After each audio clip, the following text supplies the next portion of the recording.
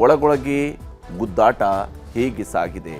ಒಂದು ಕಡೆಯಲ್ಲಿ ಮುಖ್ಯಮಂತ್ರಿ ಸಿದ್ದರಾಮಯ್ಯನವರ ಆಪ್ತ ಬಣದಲ್ಲಿ ಗುರುತಿಸಿಕೊಂಡಿರ್ತಕ್ಕಂತಹ ಸಹಕಾರ ಸಚಿವರಾಗಿರುವಂತಹ KN ರಾಜಣ್ಣ ಅವರಿಗೆ ಶಿವಕುಮಾರ್ ಅವರು ಆಡಿರ್ತಕ್ಕಂತಹ ಮಾತುಗಳು ಮುಖ್ಯಮಂತ್ರಿಯವರನ್ನೇ ದುರ್ಬಳಕೆ ಮಾಡಿಕೊಳ್ತಿದ್ದಾರೆ ಅನ್ನುವಂತಹ ಮಾತು ಸಹಜವಾಗಿದೆ, ಕೆರಳಿಸಿದೆ. ಅವರು ಅದಕ್ಕೆ ತಿರುಗೇಟನ್ನು ಕೊಟ್ಟಿದ್ದಾರೆ. ಯಾವ ಸ್ವರೂಪದಲ್ಲಿ ಏನೆಲ್ಲ ಮಾತನಾಡಿದರೆ ಏನೇನು ಕತೆ ಇವ್ರದ್ದು ಅನ್ನೋದನ್ನು ನಿಮಗೆ ತೋರಿಸ್ತೀನಿ. ಯಾವಾಗ ಏನು ನಿರ್ಣಯ ತಗೊಳ್ಬೇಕು ಅದು ನಮಗೆ ಬಿಟ್ಟು, ಮೊದಲ ಕೊಟ್ಟಂಥ ಕೆಲಸಗಳನ್ನು ಮಾಡಿ ಇವೆಲ್ಲ ಮಾತಾಡ್ತಕ್ಕಂಥದ್ದು ಪ್ರಯೋಜನ ಆಗೋದಿಲ್ಲ. ಯಾರೂ ಮಾತಾಡಬಾರ್ದು. ಎಲ್ಲರೂ ಬಾಯಿ ಮುಚ್ಕೊಂಡು ಕೊಟ್ಟಂತ ಕೆಲಸ ಮಾಡ್ರಪ್ಪ ಅಂತ ಕಾಂಗ್ರೆಸ್ ರಾಷ್ಟ್ರೀಯ ಅಧ್ಯಕ್ಷರೇ ಹೇಳಿದ್ರು. ಜನವರಿ 17ನೇ ತಾರೀಕು ಹೇಳಿದ್ರು. ಇವತ್ತಿಗೆ ಮಲ್ಲಿಕಾರ್ಜುನ್ ಖರ್ಗೆ ಅವರು ಬಾಯಿ ಮುಚ್ಕೊಂಡು ಜನರ ಕೆಲಸ ಮಾಡಬೇಕು ಅಂತ ಹೇಳಿ ತಿಂಗಳಾಯಿತು. ಆದರೂ ಸುಮ್ಮನಾಗ್ತಿಲ್ಲ ಕಾಂಗ್ರೆಸ್ ಪಕ್ಷದ ಕಟ್ಟಾಳುಗಳು. ಮಾತೆತ್ತಿದ್ರೆ ಸಿದ್ದರಾಮಯ್ಯ ಅಂತ ಅವರ ಹೆಸರನ್ನು ತೆಗೆದು ಮಾತಾಡಬೇಡಿ, ಅವರ ಹೆಸರು ದುರ್ಬಳಕೆ ಆಗ್ತಿದೆ ಅಂತ ಉಪಮುಖ್ಯಮಂತ್ರಿ DK ಶಿವಕುಮಾರ್ ಹೇಳಿದ್ರು. ಇದಕ್ಕೆ ಸಹಕಾರ ಸಚಿವ KN ರಾಜಣ್ಣ ಸಿಕ್ಕಾಪಟ್ಟೆ ರಾಂಗ್ ಆದ್ರು. ಏನು ಸಿದ್ದರಾಮಯ್ಯ ಹೆಸರು ಬಳಸ್ಕೊಂಡು ಸದಾಶಿವನಗರದಲ್ಲಿ 4 ಮನೆ ಕಟ್ಟಿದ್ದೀನ, ಡಾಲರ್ಸ್ ಕಾಲೋನಿಯಲ್ಲಿ ಮನೆ ಮಾಡಿದ್ದೀನ, ಇಲ್ಲ ತುಮಕೂರಲ್ಲಿ ಮನೆ ಮಾಡಿದ್ದೀನ ಅಂತ ಸಿಕ್ಕಾಪಟ್ಟೆ ಸಿಟ್ಟು ಹೊರಹಾಕಿದ್ರು ಸಹಕಾರ ಸಚಿವ ರಾಜಣ್ಣ. ಸಿದ್ದರಾಮಯ್ಯನವರು ನಮ್ಮ ಮುಖ್ಯಮಂತ್ರಿಗಳು, ಈಸ್ ಅವರ್ ಲೀಡರ್. ಎಲ್ಲ ಚುನಾವಣೆಗೂ ಬೇಕು, ಜಿಲ್ಲಾ ಪಂಚಾಯತಿಗೆ ಬೇಕು, ತಾಲೂಕ್ ಪಂಚಾಯತಿಗೆ ಬೇಕು, ಅಸೆಂಬ್ಲಿಗೆ ಬೇಕು, ಪಾರ್ಲಿಮೆಂಟ್ಗೆ ಬೇಕು. Is our leader. Congress party ಅವ್ರಿಗೆ 2 ಬಾರಿ ಮುಖ್ಯಮಂತ್ರಿ ಕೊಟ್ಟಿದೆ. ಅವ್ರಿಗೇನು ದಿನ ಬೆಳಗ್ಗೆ ಸಾಯಂಕಾಲ ಅವ್ರ ಸುದ್ದಿ ಎತ್ಕೊಂಡು ಅವ್ರ ಹೆಸರನ್ನ ದುರ್ಬಳಕೆ ಮಾಡ್ಕೊಳ್ಳೋದು ಯಾರು ಅವಶ್ಯಕತೆನೂ ಇಲ್ಲ. ಹೌದು, ದುರ್ಬಳಕೆ ಮಾಡ್ಕೊಂಡು ಸದಾಶಿವನಗರದಲ್ಲೂ 4 ಮನೆ, ಏನಪ್ಪ ಅಲ್ಲಿ ನಮ್ಮೂರಲ್ಲೂ 4 ಮನೆ ಎಲ್ಲ ಕಟ್ಟಿದ್ದೀನಲ್ಲ, ಅವ್ರ ಹೆಸರು ದುರ್ಬಳಕೆ ಮಾಡಿಕೊಂಡು ಇನ್ನೇನಾಗಬೇಕು? ಉತ್ತರ ದುರ್ಬಳಕೆ ಮಾಡಿ ಅಲ್ಲಿ ತುಮಕೂರಲ್ಲೂ 4 ಮನೆ ಕಟ್ಟಿದ್ದೀನಿ, ಸದಾಶಿವನಗರದಲ್ಲೂ 4, ಡಾಲರ್ಸ್ ಕಾಲೋನಿ 4 ಎಲ್ಲ ಕಟ್ಟಿಸಿದ್ದೀನಲ್ಲ. KN ರಾಜಣ್ಣ ಇಷ್ಟಕ್ಕೆ ಸುಮ್ಮನಾಗಲಿಲ್ಲ. DK ಶಿವಕುಮಾರ್ AICC ಹೆಸರು ಬಳಸ್ಕೊಳ್ಳಲ್ವಾ ಅಂತಾನು ಗುಡುಗಿದ್ರು. ಸಚಿವ ರಾಜಣ್ಣನವರ ಮಾತಿಗೆ ಏನೂ ಮಾತಾಡದ DK ಶಿವಕುಮಾರ್ ಕೇರಳ ರಾಜಸ್ಥಾನಕ್ಕೆ ಹೋಗ್ತಿದ್ದೀನಿ, ಬಂದ್ಮೇಲೆ ಮಾತಾಡ್ತೀನಿ ಅಂದ್ರು. ಯಾರು ಮಾಡ್ತಾರೆ ಅಂತ ಹೇಳಿದ್ರೆ ಅವರು ಯಾರ್ಯಾರಿಗೆ ಅನುಕೂಲ ಆಗ್ತವೆ ಅವರೆಲ್ಲ ಮಾಡ್ಕೋತಾರೆ. ನನಗೆ ಅನುಕೂಲ ಆಗೋದ್ರೆ ನಾನು ಮಾಡ್ಕೊಳ್ತೀನಿ, KPC ಅಧ್ಯಕ್ಷರಿಗೆ ಅನುಕೂಲ ಆಗೋದು ಅವ್ರು ಮಾಡ್ಕೊಳ್ತಾರೆ, ಮುಖ್ಯಮಂತ್ರಿಗಳಿಗೆ ಸಚಿವರುಗಳಿಗೆ ಯಾರ್ಯಾರೆಲ್ಲ ಅನುಕೂಲಗಳಾಗ್ತವೆ ಅವರೆಲ್ಲ ದುರ್ಬಳಕೆ ಮಾಡ್ಕೊಳ್ತಾರೆ.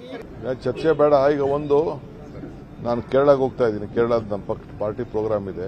ನಾಳೆ ಆಲ್ ಇಂಡಿಯಾ ಮಿನಿಸ್ಟರ್ಸ್ ಕಾನ್ಫರೆನ್ಸು ರಾಜಸ್ಥಾನದಲ್ಲಿದೆ. ಅಲ್ಲೆಲ್ಲ ಭಾಷಣ ಮಾಡಿ ಬಂದು ಮಾತಾಡ್ತೀನಿ. DK ಶಿವಕುಮಾರ್ ಮೌನಕ್ಕೆ ಶರಣಾದ್ರು. ಹೈಕಮಾಂಡ್ ಹೇಳಿದೆ ಅಂತ ಹೇಳ್ತಾನೇ ಸೈಲೆಂಟ್ ಆದ್ರು. ಆದ್ರೆ ಸಹಕಾರ ಸಚಿವರು ತಣ್ಣಗಾಗಲಿಲ್ಲ. ಸಿದ್ದರಾಮಯ್ಯ ಹೆಸರನ್ನ ಯಾಕೆ ಬಳಸ್ತಿರೋದು ಅಂತಾನು ಹೇಳಿದ್ರು. ಜೊತೆಗೆ KPCC ಅಧ್ಯಕ್ಷ ಸ್ಥಾನ ಕೊಟ್ರೆ ನಿಭಾಯಿಸ್ತೀನಿ, ಬೇಕಿದ್ರೆ ಮಂತ್ರಿ ಸ್ಥಾನವನ್ನೇ ಬಿಟ್ಟು ಕೊಡ್ತೀನಿ ಅಂತ ಸೀದಾ DK ಶಿವಕುಮಾರ್ ಕುರ್ಚಿಗೆ ಟಾರ್ಗೆಟ್ ಇಟ್ರು. ಏನ್ ದುರ್ಬಳಕೆ ಅಂದ್ರೆ ಏನ್ರಿ? ಜನಕ್ಕೆ ಹಿತಕ್ಕೆ ಒಳ್ಳೇದಾಗೋದಾದ್ರೆ ಅದನ್ನ ಹೆಸರು ಹೇಳಿದ್ರೆ ಏನ್ ತಪ್ಪಾಗ್ತದೆ? ನಾನೇನು ಅವರ ಹೆಸರು ದುರ್ಬಳಕೆ ಮಾಡಿಕೊಂಡು ವೈಯಕ್ತಿಕವಾಗಿ ಯಾವುದೇ ಲಾಭ ಗಳಿಸಬೇಕು ಅಂತ ಉದ್ದೇಶ ನನಗೇನಿಲ್ಲ. ನಾನು ಕೇಳಿಲ್ಲ. ಅವ್ರು ಕೊಡ್ತೇನೆ ಅಂದ್ರೆ ತೆಗೆದುಕೊಳ್ತೇನೆ, ಮಂತ್ರಿ ಕೆಲಸ ಬಿಡ್ತೀನಿ ಅಂತ ಹೇಳಿದ್ದೀನಿ ಅಷ್ಟೇ. ಹೇಳಿದ್ದೀನಿ.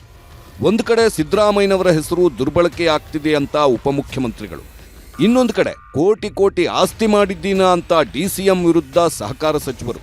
ಮುಖ್ಯಮಂತ್ರಿ ಸಿದ್ದರಾಮಯ್ಯನವರನ್ನ ಕೇಳಿದ್ರೆ ಅವರದ್ದು ಸಿಂಗಲ್ ಲೈನ್ ಉತ್ತರ, ಎಲ್ಲವೂ ಹೈಕಮಾಂಡ್ಗೆ ಬಿಟ್ಟಿದ್ದು ಅಂತ.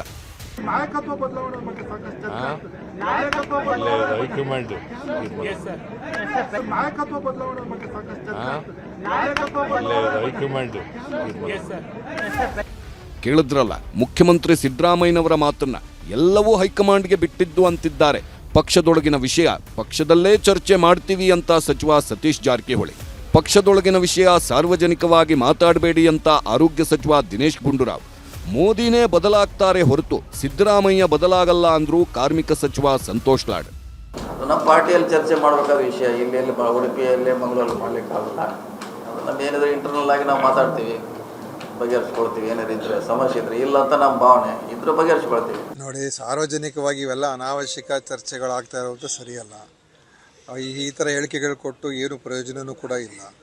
ಏನೇ ಇದ್ರೂ ಕೂಡ ಅದು ಹೈಕಮಾಂಡ್ ಮಟ್ಟದಲ್ಲಿ ಅಲ್ಲಿ ಮಾತಾಡ್ಕೋಬೇಕು, ಅಲ್ಲಿ ತೀರ್ಮಾನ ಆಗಬೇಕು. ಅಲ್ಲ, ಇದೇ ರೀತಿ ನನಗೆ ಕೂಡ ಕೇಂದ್ರದಲ್ಲಿ ನರೇಂದ್ರ ಮೋದಿ ಅವರು ಕಂಟಿನ್ಯೂ ಆಗ್ತಾರೆ ಅಂತಕ್ಕಂಥದ್ದು ಇದೆ. ಯಾಕಂದ್ರೆ ಮೋಸ್ಟ್ಲಿ ಈಗ ಒಳಗಡೆ ಚಂದ್ರಬಾಬು ನಾಯ್ಡು ಆಗ್ಬೋದು ಅನ್ನೋದು ಇದೆ.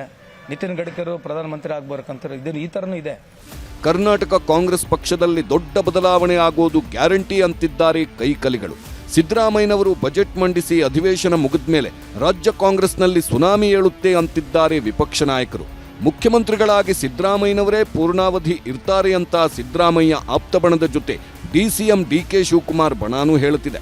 ಆದರೆ ಕೆಪಿಸಿಸಿ ಅಧ್ಯಕ್ಷರಾಗಿ ಡಿಕೆ ಶಿವಕುಮಾರ್ ಅವರೇ ಇರ್ತಾರೆ ಅಂತ ಯಾರೂ ಹೇಳಿಕೆ ಕೊಡ್ತಿಲ್ಲ. ಹಾಗಾಗಿನೇ ಡಿಕೆ ಶಿವಕುಮಾರ್ ಮೌನಕ್ಕೆ ಶರಣಾಗಿದ್ದಾರೆ. ಸೂಕ್ತ ಸಮಯ, ಸೂಕ್ತ ದಿನ ನೋಡಿ ಪಕ್ಷದಲ್ಲಿ ಬದಲಾವಣೆ ಮಾಡ್ತೀವಿ, ಬದಲಾವಣೆ ಆಗುತ್ತೆ ಅಂದಿದ್ದಾರೆ ವರಿಷ್ಠರು. ಹಾಗಾಗಿ ಡಿಕೆ ಶಿವಕುಮಾರ್ ಜಾಣ ನಡೆ ಇಟ್ಟಿದ್ದಾರೆ. ಹೈಕಮಾಂಡ್ ಎಲ್ಲ ಗಮನಿಸ್ತಿದೆ ಅಂತ ಗೊತ್ತಿದೆ. ಅದಕ್ಕೆ ಸಿಟ್ಟು, ಕೋಪ, ಬೇಸರ ಇದ್ರೂ ಡಿಕೆಶಿ ಮೌನವಾಗಿದ್ದಾರೆ. ಏನೇ ಇದ್ರೂ ನಾಲ್ಕು ಗೋಡೆ ಮಧ್ಯೆ ಮಾತಾಡಲು ಡಿಕೆ ಶಿವಕುಮಾರ್ ನಿರ್ಧಾರ ಮಾಡಿದ್ದಾರಂತೆ. ಯಾರಿಗೂ ಆಹಾರ ಆಗದೆ ಅಧಿಕಾರ ಹಂಚಿಕೆಯ ಬಗ್ಗೆ ಸೈಲೆಂಟ್ ನೀಲನಕ್ಷೆ ರೆಡಿ ಮಾಡುತ್ತಿದ್ದಾರಂತೆ. ಅದಕ್ಕೆ ಸಿಎಂ ಬಣದ ವಾಗ್ದಾಳಿಗಳಿಗೆ ಉತ್ತರಿಸದೆ ಜಾಣ ನಡೆ ಅನುಸರಿಸುತ್ತಿದ್ದಾರೆ ಡಿಕೆ ಶಿವಕುಮಾರ್ ಅನ್ನೋದು ಕಾಂಗ್ರೆಸ್ನಲ್ಲಿ ಚರ್ಚೆ ಆಗ್ತಿರೋ ಮತ್ತೊಂದು ಸಮಾಚಾರ. ಇನ್ನು ರಾಜ್ಯ ಕಾಂಗ್ರೆಸ್ನಲ್ಲಿ ನಡೆಯುತ್ತಿರೋ ಒಳಬೇಗುದಿ ಬಗ್ಗೆ ಮಾತನಾಡಿದ ಪ್ರಹ್ಲಾದ್ ಜೋಶಿ, ಸಿಎಂ ಸ್ಥಾನ ಹೇಗೆ ಗಿಟ್ಟಿಸಿಕೊಳ್ಳಬೇಕೆಂದು ಡಿಕೆಶಿ ಒಳಗೊಳಗೇ ಕುದಿಯುತ್ತಿದ್ದಾರೆ. ಬಹಿರಂಗವಾಗಿ ಅದನ್ನ ಹೇಳೋಕ್ಕಾಗುತ್ತಿಲ್ಲ. ಅನಿವಾರ್ಯವಾಗಿ ಸಿದ್ದರಾಮಯ್ಯ ಅವರೇ ನಮ್ಮ ನಾಯಕರು ಅಂತ ಹೇಳುತ್ತಿದ್ದಾರೆ ಅಂತ ಲೇವಡಿ ಮಾಡಿದ್ರು. ಯಾರ ಹೆಸರು ಕೆಡಿಸ್ತಾ ಇದ್ದಾರೆ ಅಂತ ಹೇಳ್ರಿ. ಕಾಂಗ್ರೆಸ್ನಾಗ ಎಲ್ಲ ಅವರ ಬಿಡಾಡ್ತಾರ, ಅವರ ಮಾತಾಡ್ತಾರ. ಸಿದ್ದರಾಮಯ್ಯ ಡಿ ಕೆ ಶಿವಕುಮಾರ್ ಅವ್ರಿಗೆ ಒಳಗೆ ಎಷ್ಟು ಬೇಗುದಿ ಇದೆ ಅಂತ ಅನ್ನೋದು ಎಲ್ಲರಿಗೂ ಗೊತ್ತಿದೆ. ಸಿದ್ದರಾಮಯ್ಯನವ್ರನ್ನ ಬಹಿರಂಗವಾಗಿ ವಿರೋಧ ಮಾಡಲಾರದೆ ಸಿದ್ದರಾಮಯ್ಯನವ್ರನ್ನ ತೆಗೆದು ಆಗ್ಬೇಕಂತ ಅನ್ನೋದು ಅವ್ರದ್ದು ವಿಚಾರ ಅದ. ಅದಕ್ಕೆ ಇದೆಲ್ಲ ಸ್ವಲ್ಪ ಡ್ರಾಮಾಬಾಜಿ ನಡೀತಾ ಇದೆ. ಇದರ ಪರಿಣಾಮನ ಇವತ್ತು ಅಧಿಕಾರದಲ್ಲಿ ಅವರು ಅಧಿಕಾರಿಗಳ ಮೇಲೆ ಮತ್ತು ಅಡ್ಮಿನಿಸ್ಟ್ರೇಷನ್ ಮೇಲೆ ಕಂಟ್ರೋಲ್ ಅನ್ನು ಕಳೆದುಕೊಂಡಿದ್ದಾರೆ. ಬಿಜೆಪಿ ಅವರು ಏನಾದರೂ ಹೇಳಲಿ, ಸದ್ಯಕ್ಕೆ ರಾಜ್ಯ ಕಾಂಗ್ರೆಸ್ನಲ್ಲಿ ಬಜೆಟ್ ಮುಗಿಯೋವರೆಗೂ ಬದಲಾವಣೆಯ ಗಾಳಿ ಜೋರಾಗೇ ಬೀಸೋದಿಲ್ಲ. ಬಜೆಟ್ ಅಧಿವೇಶನ ಯಶಸ್ವಿಯಾಗಬೇಕು, ಸ್ಥಳೀಯ ಸಂಸ್ಥೆ ಚುನಾವಣೆಯೂ ಆಗಬೇಕು. ಅಲ್ಲಿವರೆಗೂ ಕಾಂಗ್ರೆಸ್ ಪಕ್ಷದಲ್ಲಿ ದೊಡ್ಡ ಬದಲಾವಣೆ ಆಗೋದಿಲ್ಲ. ಕೆಪಿಸಿಸಿ ಅಧ್ಯಕ್ಷರ ಬದಲಾವಣೆ, ದಲಿತ ಸಿಎಂ, ಮುಖ್ಯಮಂತ್ರಿ ಅಧಿಕಾರ ಹಂಚಿಕೆ ವಿಚಾರಗಳು ಬಿರುಗಾಳಿ ಎಬ್ಬಿಸೋದಂತೂ ಗ್ಯಾರಂಟಿ. Bureau report, news 18. ಸದ್ಯಕ್ಕೆ ಮಾರ್ಚ್ 7ರಂದು ರಾಜ್ಯದ ಬಜೆಟ್ ಮಂಡಿಸೋದಕ್ಕೆ ಸಿದ್ದರಾಮಯ್ಯನವರು ತಯಾರಿಯನ್ನು ಮಾಡ್ಕೊಳ್ತಾ ಇದ್ದಾರೆ. ಸಿದ್ದರಾಮಯ್ಯನವರು ಆ ಕಡೆ ಬಜೆಟ್ ಮಂಡನೆಗೆ ತಯಾರಿ ಮಾಡ್ಕೊಳ್ತಿದ್ರೆ, ಈ ಕಡೆಯಲ್ಲಿ ಅಧಿಕಾರದ ಕುರ್ಚಿಯ ಸುತ್ತಲೂ ನಡೀತಾ ಇರುವಂತಹ ವಾಗ್ಯುದ್ಧ ಮುಂದುವರೆದಿದೆ.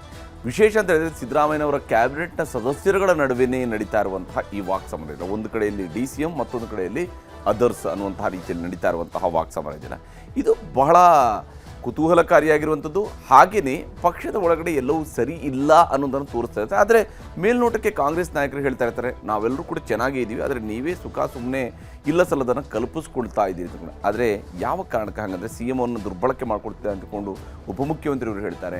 ದುರ್ಬಳಕೆಯ ಮಾತಿಗೆ ಸದಾಶಿವನಗರದ ಸೈಟು, ಮನೆ ಅಥವಾ ಡಾಲರ್ಸ್ ಕಾಲನಿಯ ಮನೆ, ತುಮಕೂರಿನ ಮನೆಗಳ ಹೆಸರುಗಳನ್ನು ಹೇಳಿಕೊಂಡು ಯಾಕೆ ಕೌಂಟ್ರ್ ಕೊಡ್ತಿದ್ದಾರೆ ಅನ್ನುವಂತಹ ಪ್ರಶ್ನೆಯೂ ಕೂಡ ಸಹಜವಾಗಿ ಮೂಡುವಂಥದ್ದು.